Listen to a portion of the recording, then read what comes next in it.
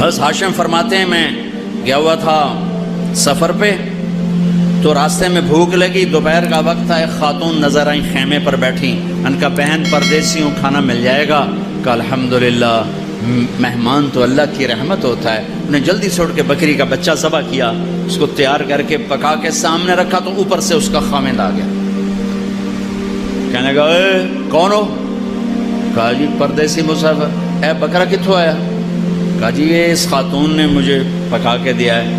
تو اس پہ برس پڑا، تو میرا گھر لٹا دے گی مہمانوں کو کھلا کھلا کے، تجھے شرم نہیں آتی؟ میرے پوچھے بغیر یہ کرتی وہ کرتی، بہت ڈانٹا۔ یہ چپ کر کے بیچارے شرمندہ ہو کے کھاتے رہے، اٹھ کے چل دیے۔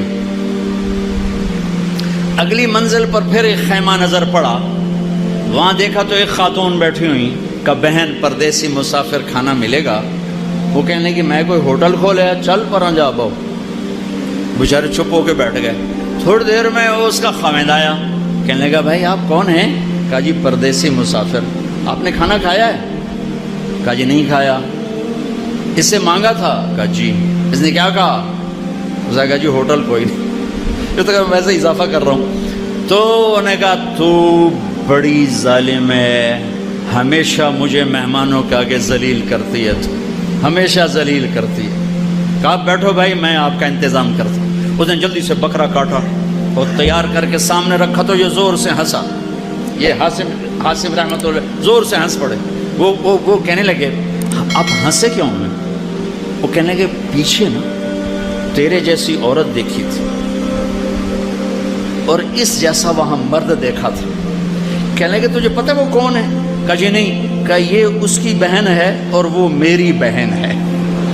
وہ جو سخی عورت تھی وہ میری بہن ہے، یہ بخیل نامراد اس بخیل کی بہن ہے۔ اللہ کو سخی پسند ہے، بخیل نہیں، چاہے وہ علامہ ہو، چاہے مفتی ہو، چاہے وہ مبلغ ہو، چاہے مجاہد ہو، چاہے تہجد گزار ہو، چاہے روزے دار ہو، چاہے شب بیدار ہو، وہ اللہ کا پسندیدہ نہیں ہے اگر وہ بخیل ہے۔ میرے رب نے کہا مجھے میری عزت کی قسم، بخیل آدمی جنت الفردوس میں نہیں جا سکتا۔